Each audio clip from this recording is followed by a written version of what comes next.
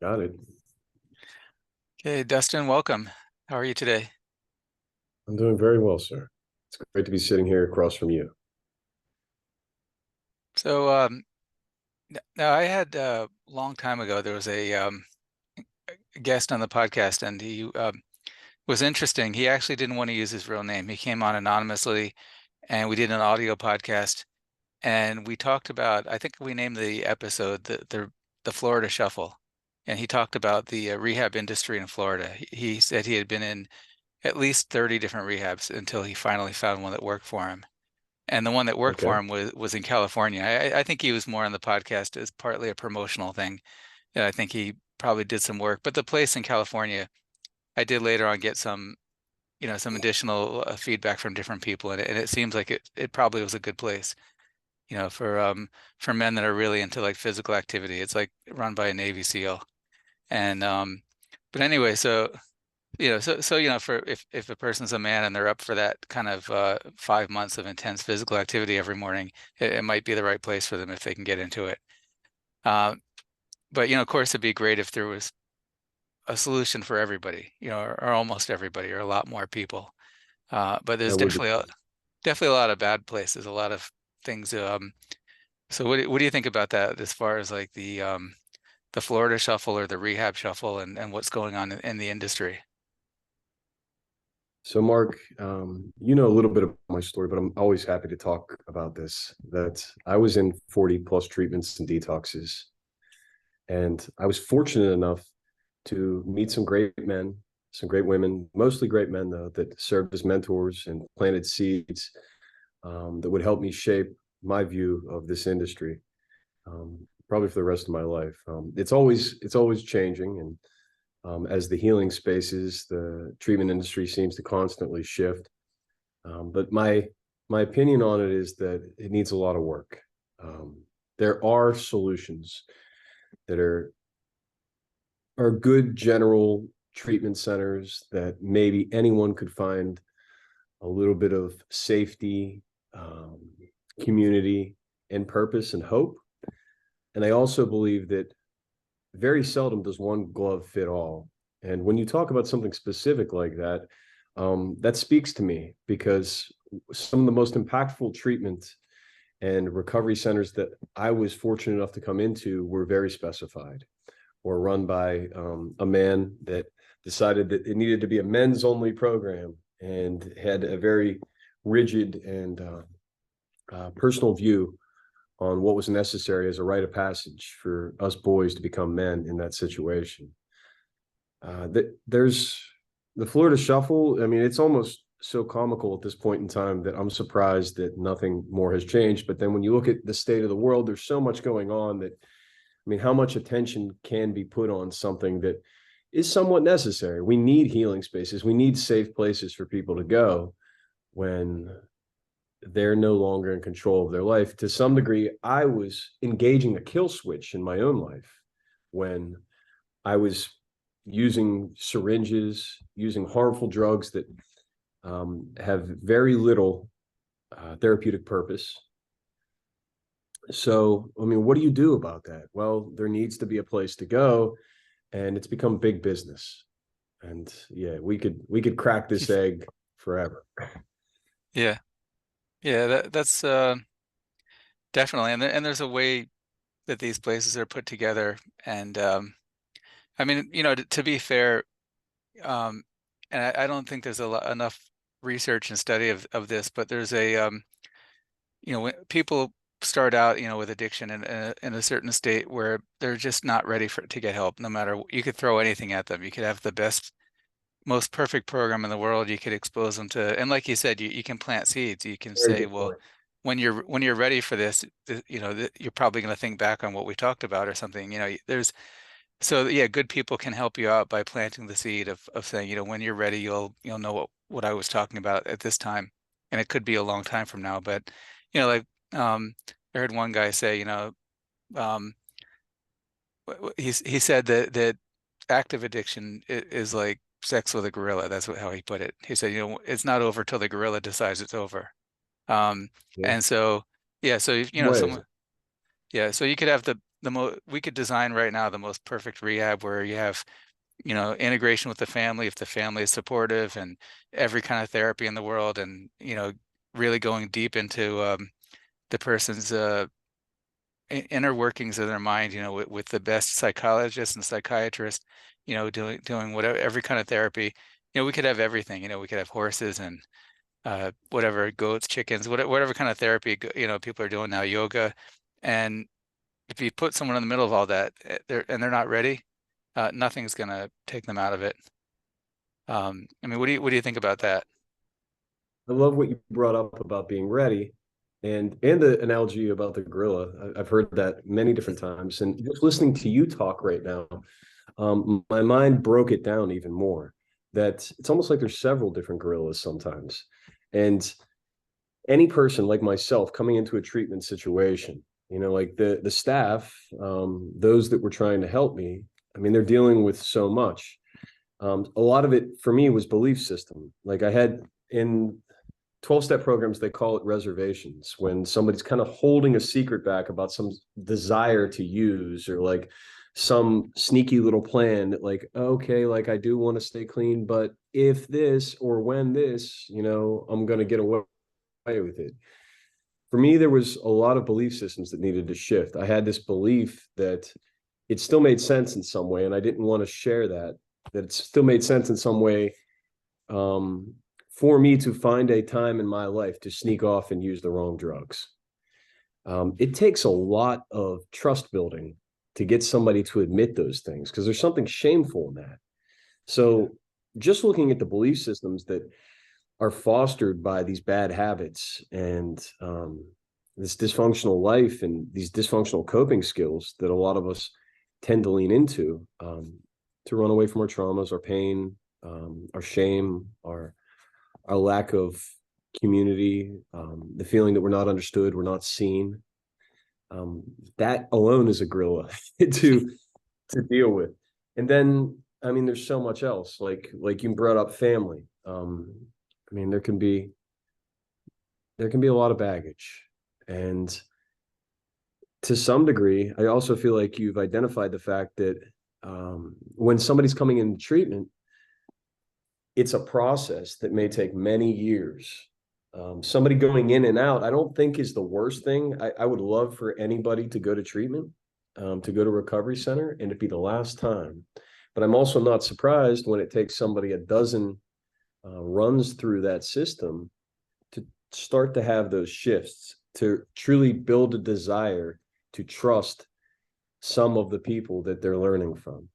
So, I mean, there's a lot to go at with this. Yeah, And yeah, and that's brings up harm reduction, and a conversation I had with uh, Stephen Finley, who runs he runs a what do you call the thing? A supervised consumption site where people are able to use drugs under supervision. And a lot of people are against that. I've discussed it with other people on the podcast, and they right away, so we are enabling them. You're allowing them, and they don't give them drugs. If you walk into his place without drugs, they're like, well, we can't help you with that part of it. But they will provide them with the paraphernalia, the whatever equipment they need, and supplies they need. And the most important thing is that they make a connection with people. They have a relationship with them. They get to know them. They build that trust. So, these people are just not ready, but when they are ready, they know who they can trust and go to. They know who they can talk to. They know that, for example, the guy running the place and his staff, that they're not undercover cops. They're not working for the family. They're not, whatever you think they might be. Um, not only are they trustworthy, but they've gotten to know them. They've kind of shared some things with them, and um, and but that maybe that doesn't happen when you take someone who's not ready and you throw them into a 30-day rehab. Maybe that trust isn't always. I don't know. I mean, it kind of feels like a remedial thing in rehab, but maybe in a lot of them where they're like, this is a program, this is what you're going to do. You know, stop talking and listen, and let us preach the 12 steps to you, and that's what it's, that or the steps or die, or whatever they say. and you see that a lot. There was a long time where I was going to treatment. There was a period where I probably 2 or 3 years where I'd walk into these treatment centers and they all had the same system. It was just different people running the exact same machine. And it was clear that there was something missing. And, you brought up trust again and being ready. And again, I would harken back to the terminology, a shift in belief system. Somebody has to believe that it can be different and that their life can change and that there's hope and there's purpose and that will be fun. Creative and novel approaches. The most impactful treatment centers I went to had great mentors, and they also had these characters that you didn't know what they did exactly. Like sometimes they like there was this one guy at a place in South Florida that would tell me he was a janitor, and he meant that he was cleaning messes up a lot of times. That he was the guy that they would send in if somebody wanted to leave against medical advice, if there was some kind of physical confrontation. But he was also somebody that his purpose was to build trust with the clients outside of the therapists, Oh, outside of the techs, which also have a role of building trust. It's very important. Personnel in a treatment center is almost your number one commodity. The yeah. efficacy of that treatment center is predicated on the character of that staff.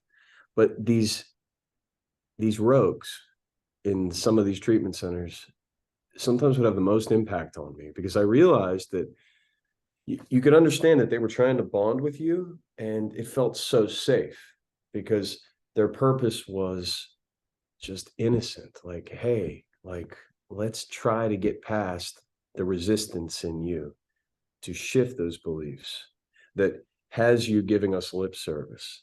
And there was a tacit agreement between us anytime that I would actually spend time with one of those individuals that this was a relationship I wanted to foster, even if I didn't trust the other staff. And I think that's something that's sorely missing from a lot of these centers. And these characters also sometimes serve as like Santa Claus in those centers, like somebody that's going through a really tough time. Like that's the guy that's going to grab you and take you out to get a burger to kind of distract you from a traumatic event or something that was brought up in therapy that might typically have you running. Yeah. So And that, there's a lot of ways to go at this. yeah. And that same guy, if you had run into him at a, like an AA, NA or smart recovery meeting, and, you know, maybe he walked up to you after the meeting and said, you look like you're new here and you're not doing too well. Let's go get a burger. It could have happened in that setting also, probably. Yeah, and I would imagine that I'd say no to a lot of people, but those special characters that are playing that role in those treatment centers almost always they were there for a reason. That there was a magic about them, and Yeah. that's how they fit in best in these systems. So I'd have probably said yes in any situation to such an individual. There's, I believe that, just like we can read the room about people's energy. Like if, like, hey, this is a bad, shifty character. I believe good recognizes good.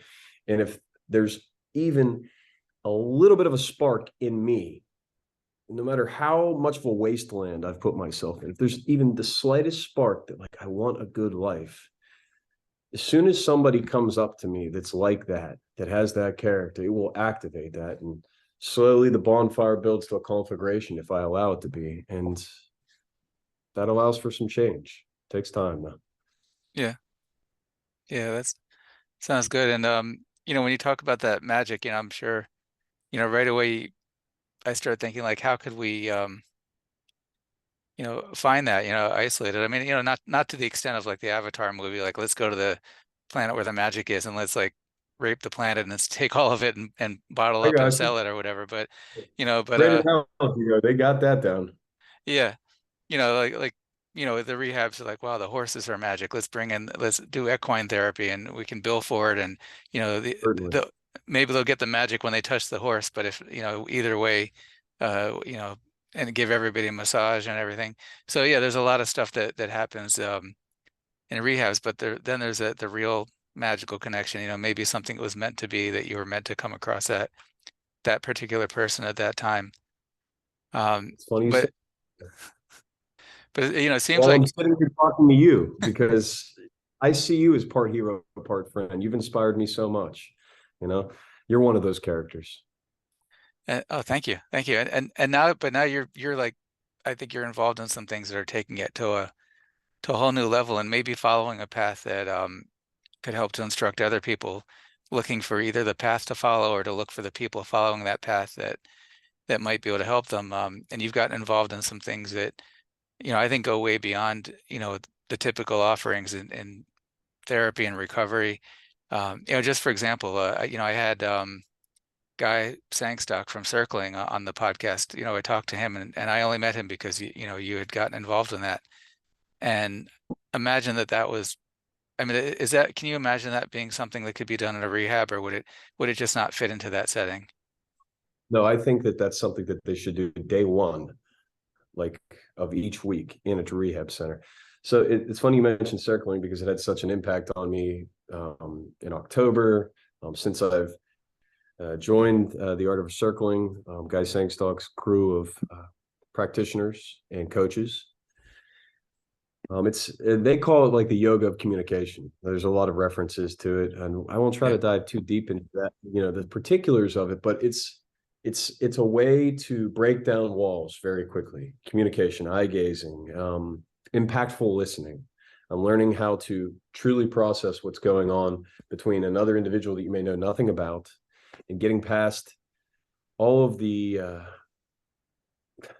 silly inhibitions that we have that keep us from connecting. So I've been fortunate enough to, as you referenced as well, to join in with some communities that are focused on healing. One of those is called Fit for Service. Yeah. And I did some of their offerings that were outside of their regular core program. Fit for Service gauges itself as a program, a community that wants to help people heal their traumas at the same time that they help ignite the fire within and help you find your cosmic purpose, your purpose in the universe. And during my first summit for Fit for Service, at the very end of the summit, we did a practice called circling, where we spent a lot of time just eye gazing with people first in silence, and then perfecting the art of listening and responding. And they directed our communication.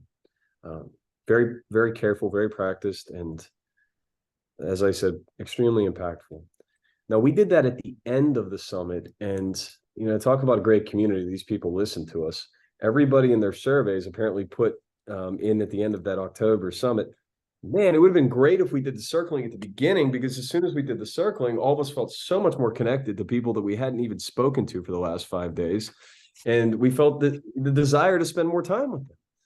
So they listened to us. And I just went to another summit here. It was just in March in Lockhart, Texas.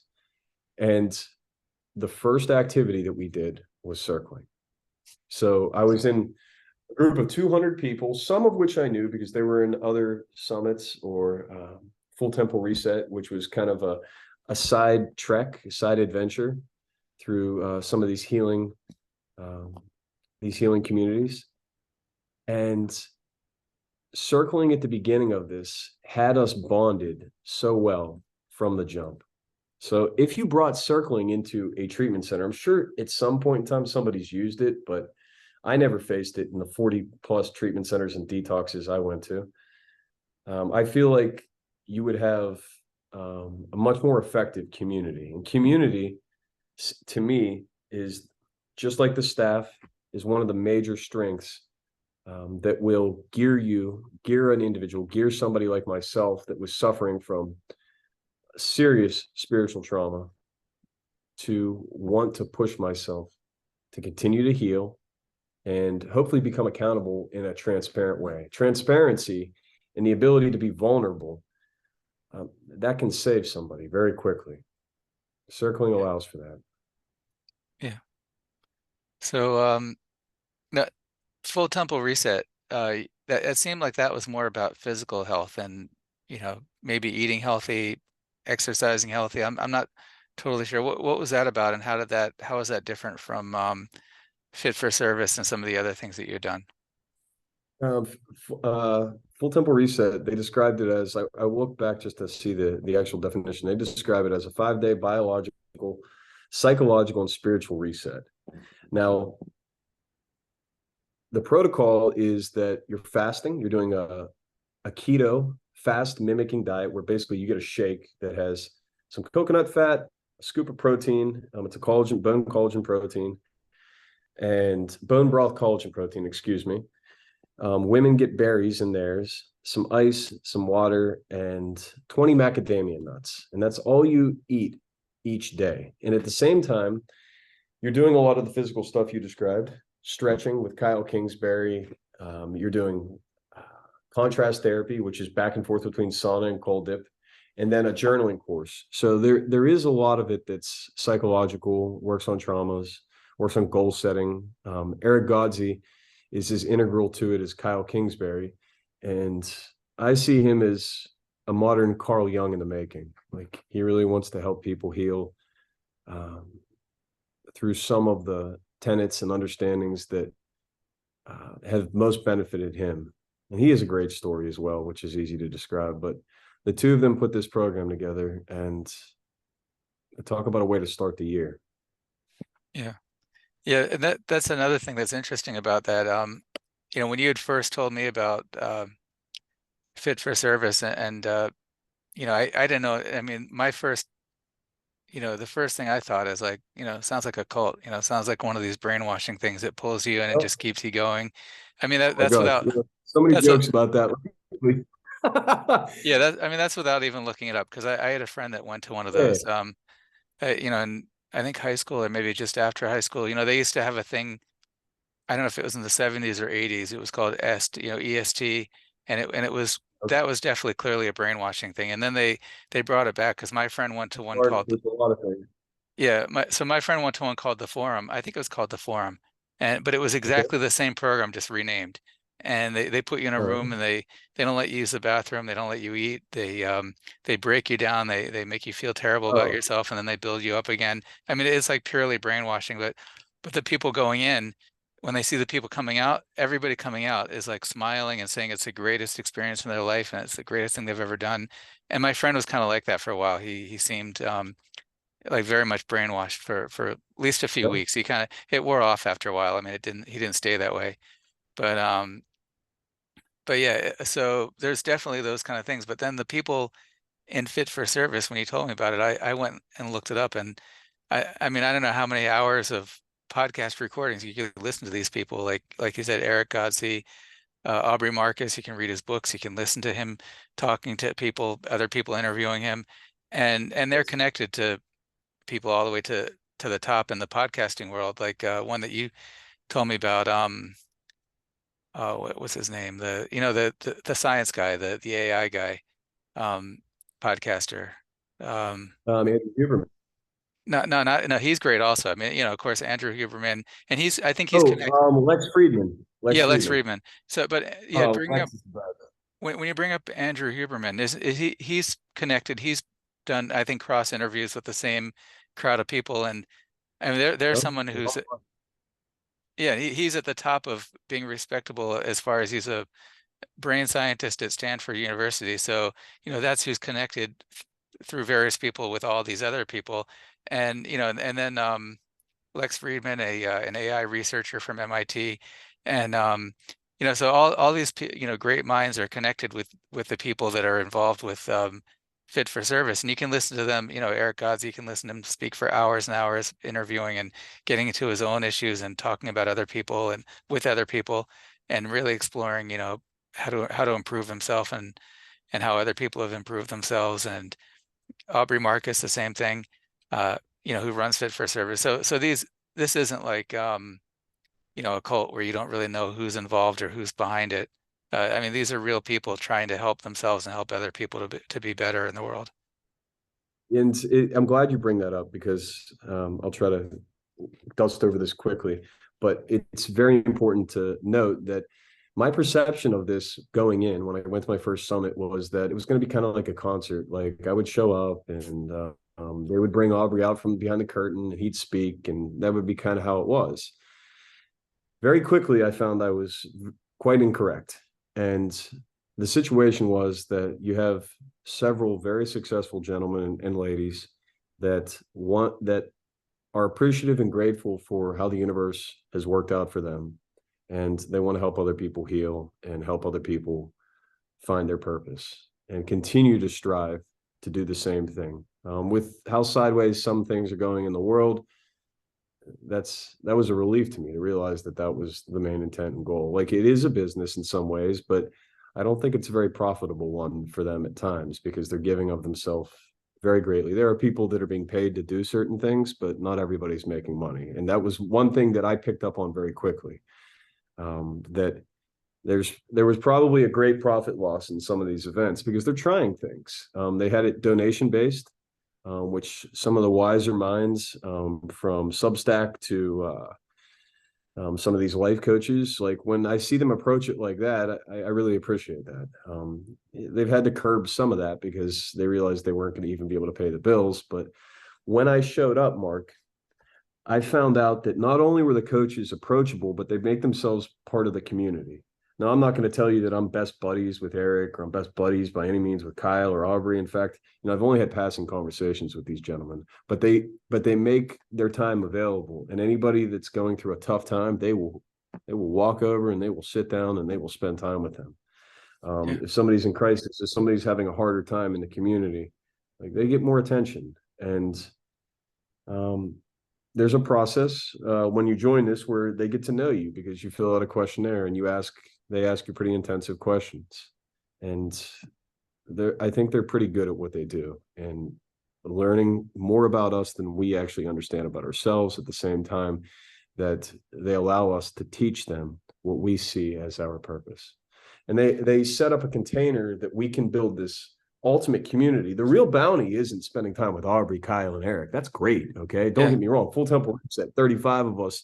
There was 2 hours a day where we're asking them questions. You could ask them anything you want. Kyle could teach you how to optimize your body just in that question and answer time. The real bounty is the relationships you build with other people that are on this path. The Ohana, as a lot of people understand that beautiful word. Yeah. Yeah. And So so, I think it's a quote. so yeah, Yeah. you do have one extreme of, like, there's these brainwashing organizations and religious cults and things like that.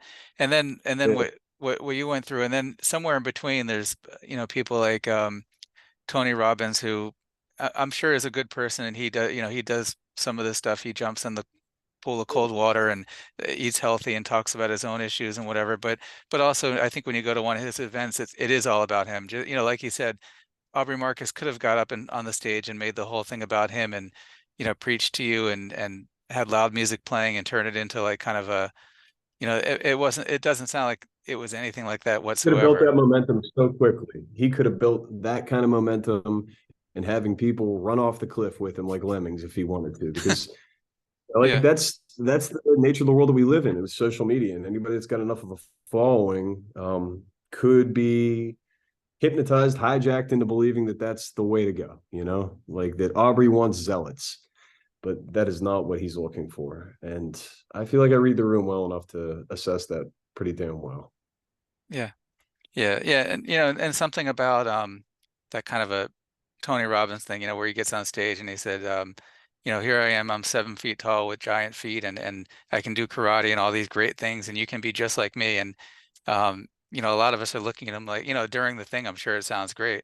Then you walk out, you're like, well, I'm not 7 feet tall. I'm not him. I'm like I'm my own person. Yeah.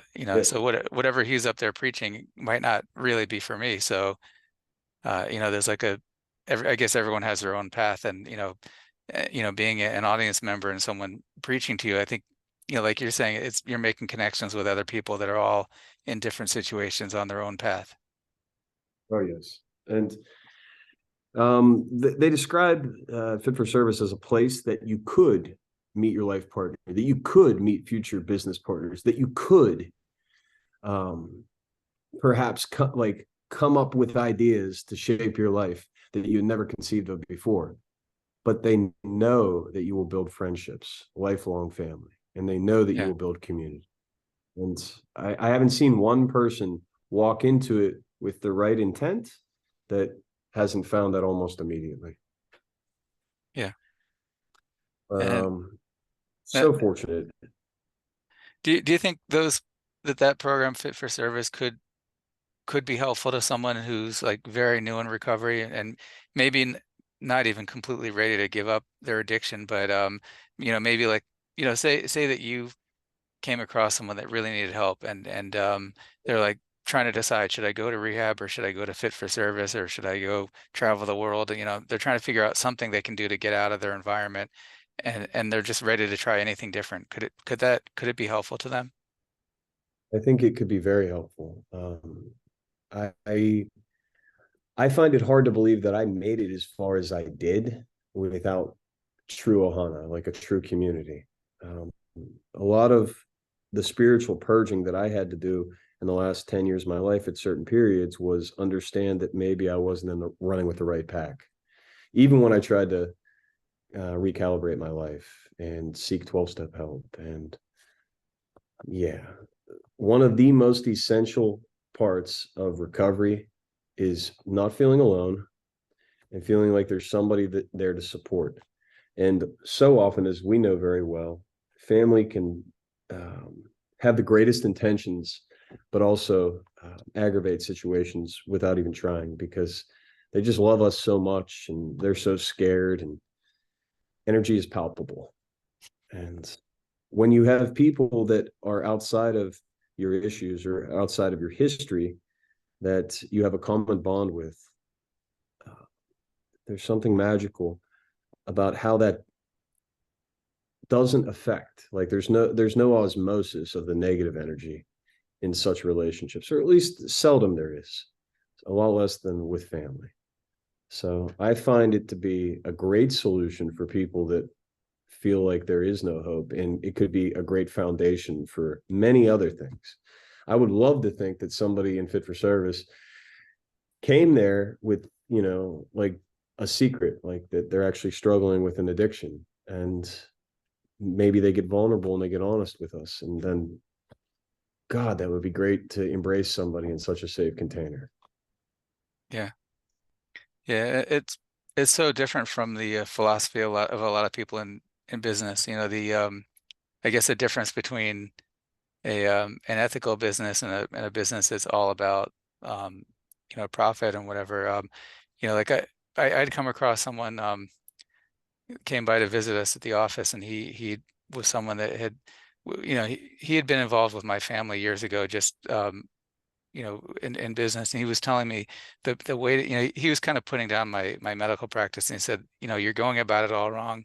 The way to really move forward is to have a captive audience. And he was invested in the insurance industry. This guy got wealthy and retired and was doing really well financially. And he said, the secret is to lock people in, that they can't get out, and their system was That's a secret for his success, huh? right, yeah. So you start to and when someone in front of you is like that, and you're struggling to get your business to work, and he's telling you like all I do is sit around all day and drive fancy cars and enjoy life. Although he had his own issues, things weren't all great. But he talked about the insurance issue, how they locked in the Medicare people, and they can't change their insurance until a year. But I think there's a lot of systems like that Yes. they're not more so than looking to help people is to lock them in. Like for example, you go to Sales rehab. attitude. Yeah. Yes. Oh, say that again. Sales attitude. Yeah. Yeah. And yeah, I mean, I'm sure there's good and bad sales, but and but yeah, I mean, a salesperson who's and I think when you maybe you contact a rehab, you see them online and you're looking for help. You type in your web browser, I need help to get off of fentanyl or whatever, and a bunch of places come up, and you see a place and they're like, check your insurance card right now. Let's see if you qualify. It won't cost you anything. And Insurance is I good. You'll never stop getting phone calls. yeah, so I think that a lot of those places might have that same philosophy. Like if we can get people locked in here and build that insurance card for everything we can, same thing. It's the same philosophy with car accidents. You get in a car accident, and you call a lawyer and go to the chiropractor, and it's a whole system of like there's this much money available, and we need to make sure we bill every bit of it. There's like $20,000 of PIP. I don't really know how that whole thing works, but the chiropractor's got to do enough massage and electrical therapy and whatever they do to meet that price. Like they're going to get that money one way or the other. And same thing with I think a rehab. They're your insurance will cover a certain amount, and they're going to make sure you get enough petting horses and massages and going to all kinds of different therapies that they can bill for. And that's like so completely different than, what we're talking about.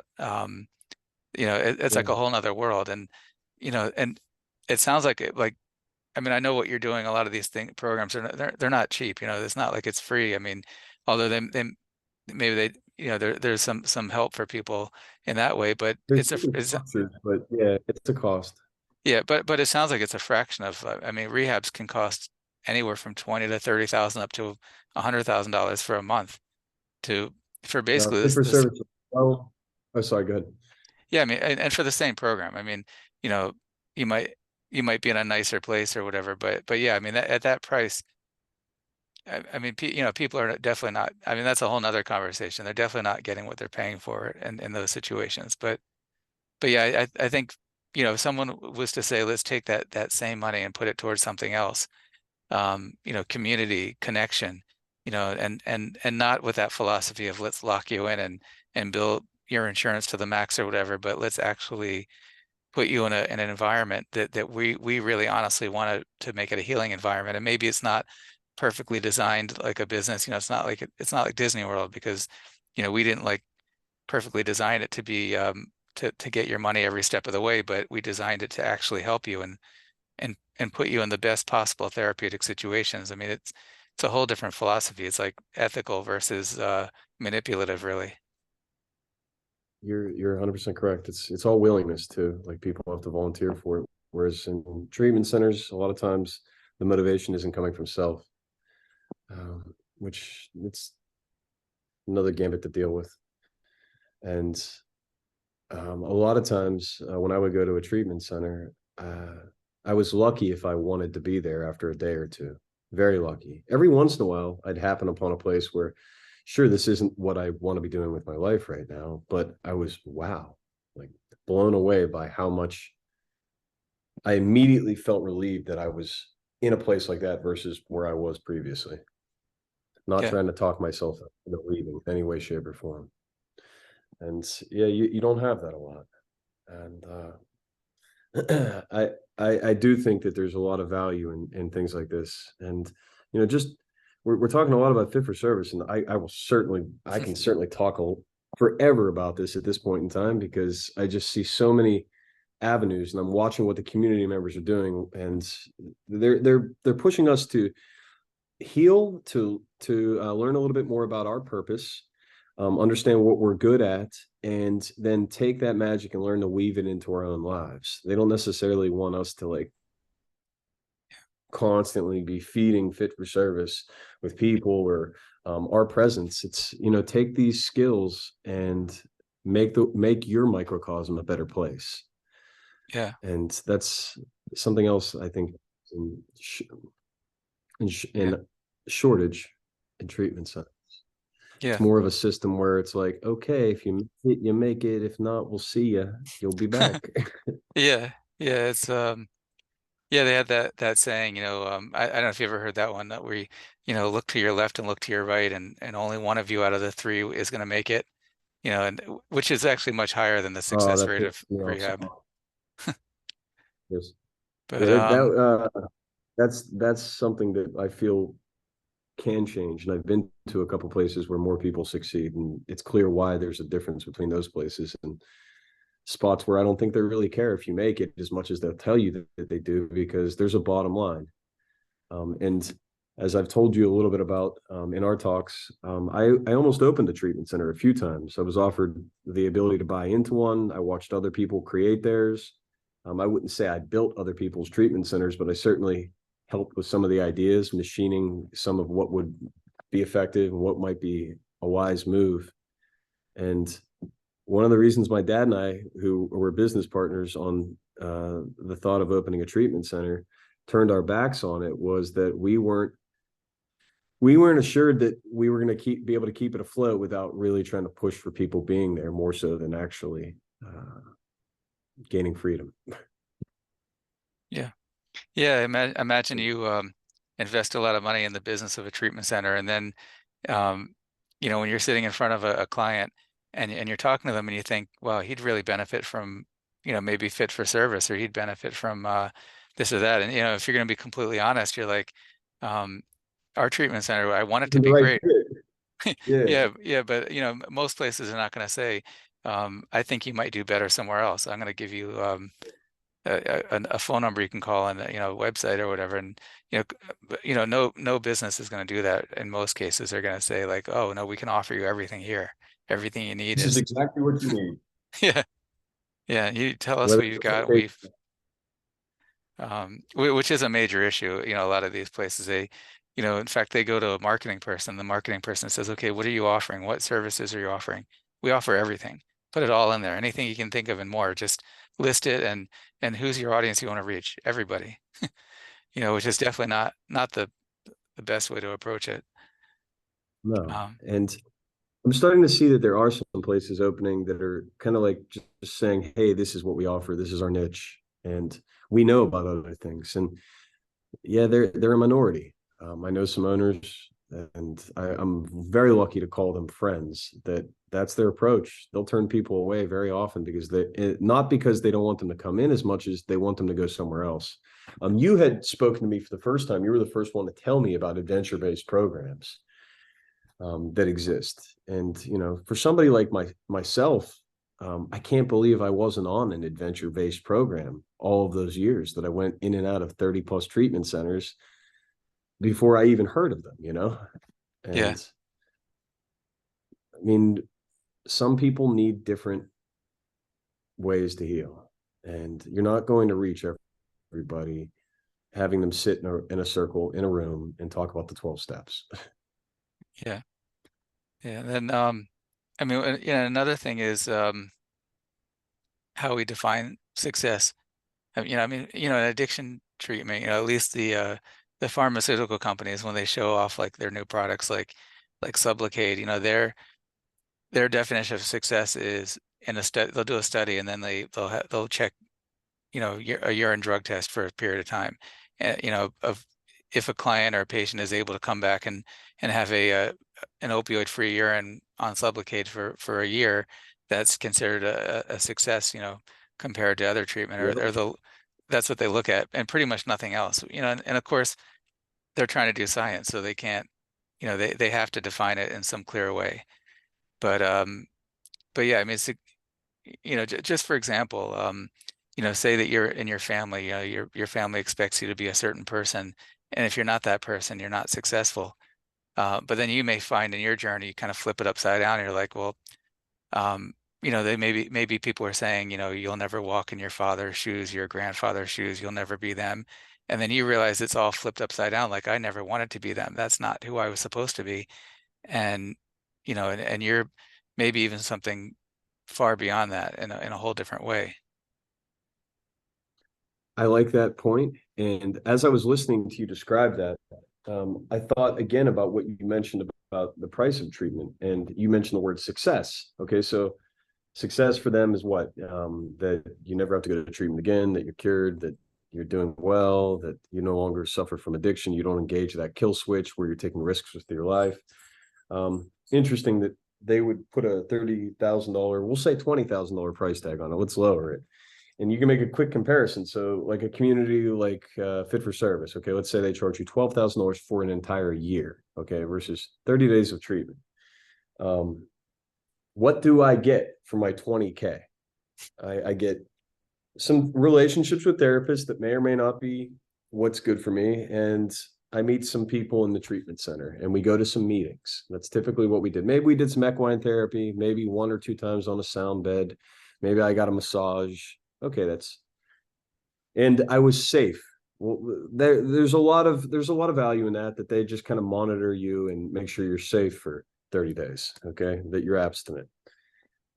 And then I look at what I got for Fit for Service, okay, for one summit. So let's say not even the whole 12K, one summit, like $3,000, $4,000.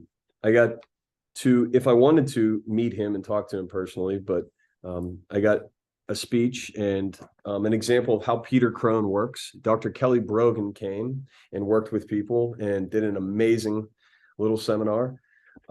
We worked with Steph and Chris Distavano, who are these amazing relationship coaches that taught us to heal our divine masculine and divine feminine.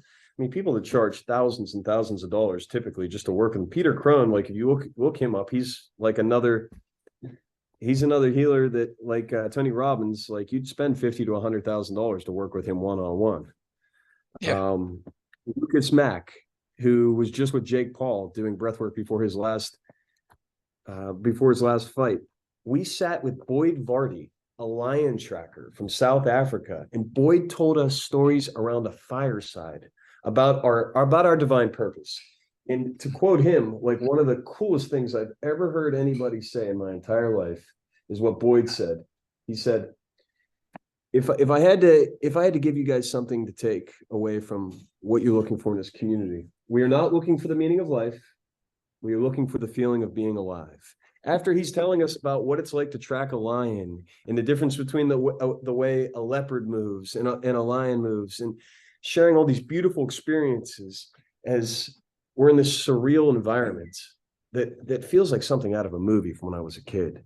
And that's just some of the guests. And that's not counting Caitlin Howe, Eric Godsey, Aubrey Marcus. And again, Fit for Service is just one type of container where they're using creativity and novelty to truly go outside of the box and find something that's much more efficient. Yeah, treatment needs a new look, Mark. Oh yeah, definitely. Now, one thing, excuse me, suppose that there's a parents that want to help their child to to recover and get off of drugs, out of active addiction, and they're looking into this. Say they listen to this recording and they're trying to figure out what to do.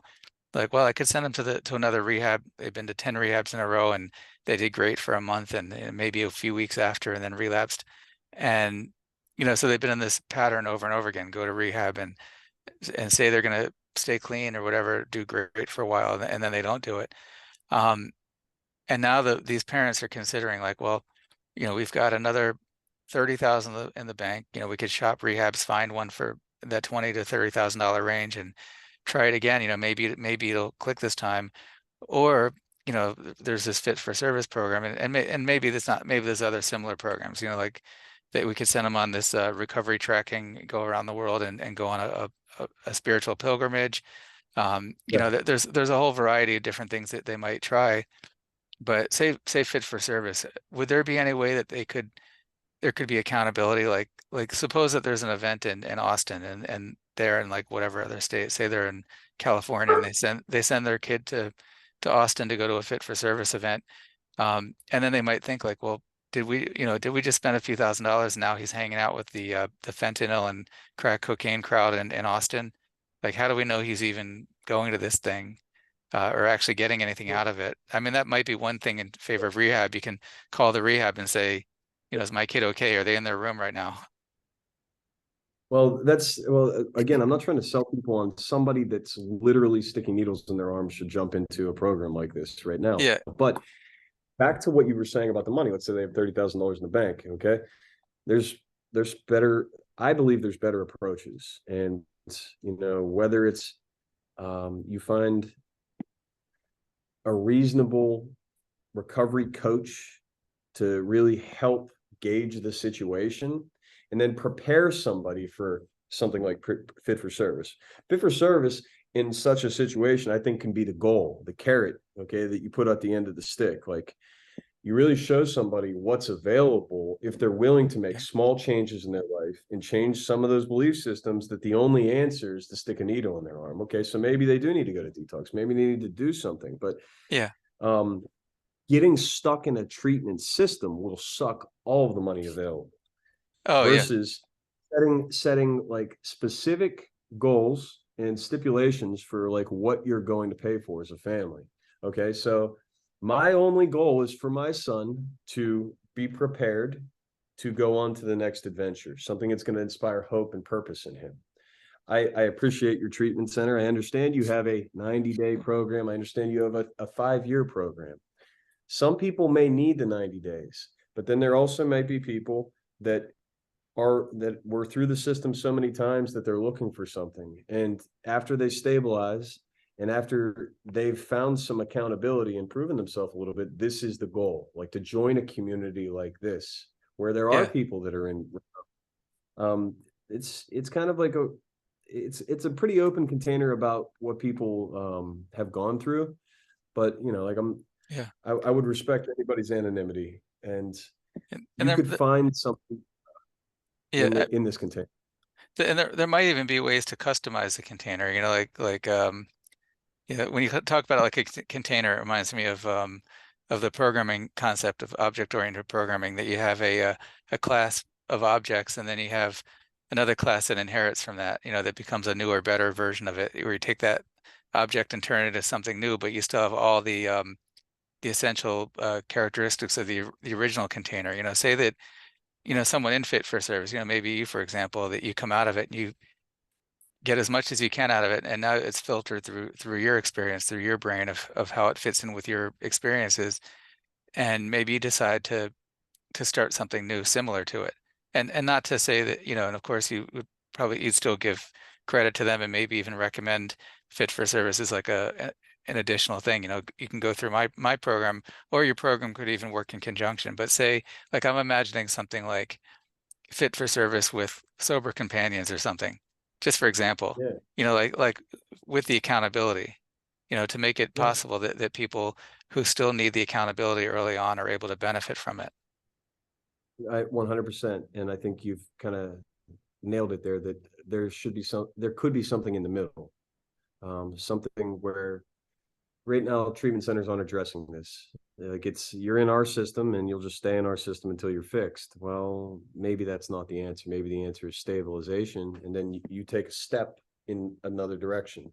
When I was sticking needles in my arm, I didn't have a lot of hope. When I think about socializing, I think about friends, I think about community, I think about what I'd lost. Not that there was this hope that I would find it. Sometimes I'd come into 12-step meetings and I'd go into those rooms and I'd see a community of happy people, and I'd be hopeful that maybe I could join them. But something like this, it's almost assured that you get to join. It's almost assured you'll be welcome. It's almost assured you're going to have friends and that you're going to feel a part of. That's a whole other birthday party to look forward to. And it's a rebirth. Um, Without Yeah. that hope and the purpose that comes along with that, I can't see how many people would recover. So I think that's a great way to implement it.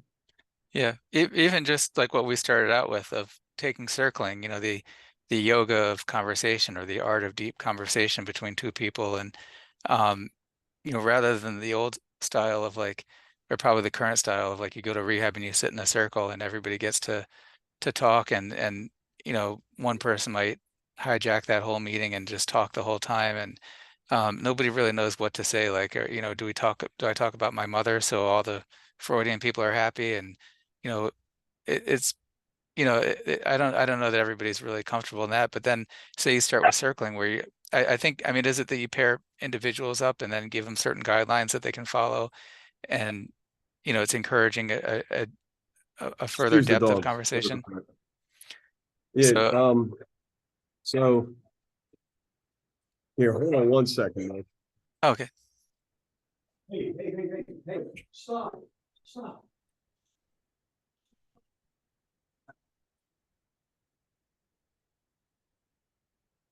You go out the garage. I love you. Happy birthday. Sorry about that. Oh, someone had a So birthday. yeah, it's my dad's birthday today. Oh, today the It's 17th. my dad's birthday, and yesterday was my mom's birthday. Oh, And wow.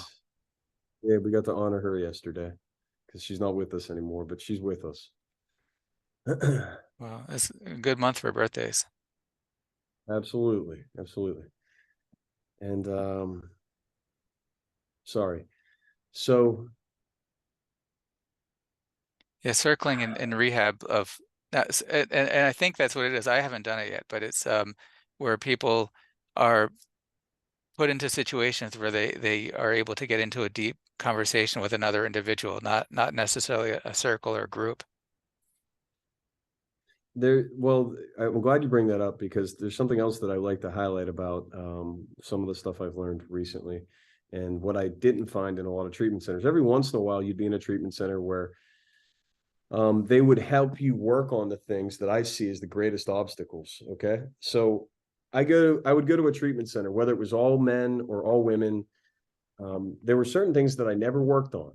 So I never worked on my discomfort with the opposite sex. I never worked on my discomfort with groups of people that were already happy and healthy.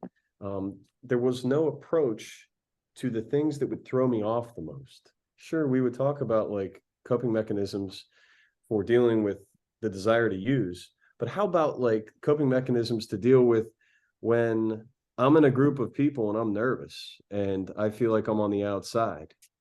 And Yeah. those are the things that circling that you brought up with, and these other modalities approach immediately and take all of the pain, the fear, and the discomfort away from very quickly. And all of Yeah. a sudden, an individual becomes empowered. And these things that would throw me off normally aren't throwing me off, so that I can focus more on my own health. Yeah. Yeah. And I think, I mean, it seems like, with the circling thing, like there's no one left behind, like you're saying. They say people when they're in recovery and they go to rehab or to a meeting, and they're told, everybody feels like they're isolated. We all feel that way, and that's just the disease of addiction talking, trying to make you feel like you're an outsider. But then I think that there is a core of people that they're all like talking type people. They like to talk. They like the sound of their own voice, or maybe better at socializing just naturally, even with their addiction. And then you really do, I think, have people that are just kind of sit there quietly, and maybe, after like an AA or an NA meeting, they just kind of wander off, and they really are actually isolated. It's not just their perception. But Yes. but if you have a kind of a therapeutic thing, like where you're like, and I know they have some bigger meetings, where they break them up into smaller meetings. So you're not like talking to 200 people, you're talking to maybe 5 people.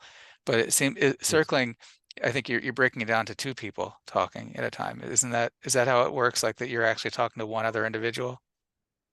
Typically in pods of two or three. Okay. And sometimes there's bigger groups too. But a lot of the intensive work is one-on-one or with two A, B, and C.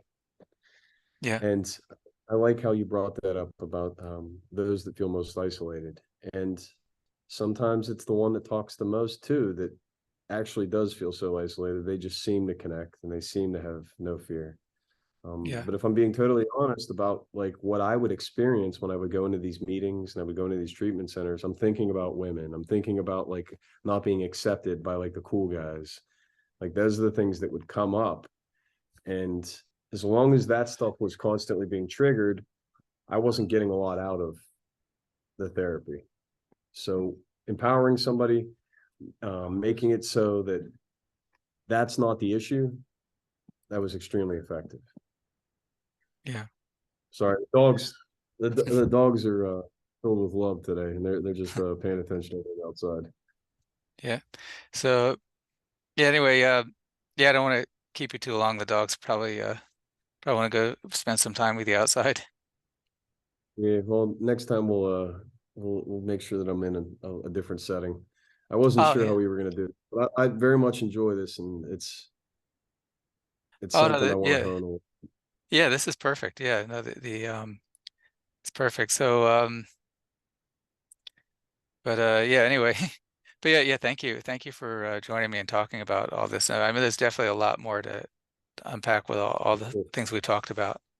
A lot more to go That's into. great to organize. So we'll organize some next time. We'll come up with some new topics to address. But thank you so much for your honor and your grace and your candor with the things that I hold dear to my heart.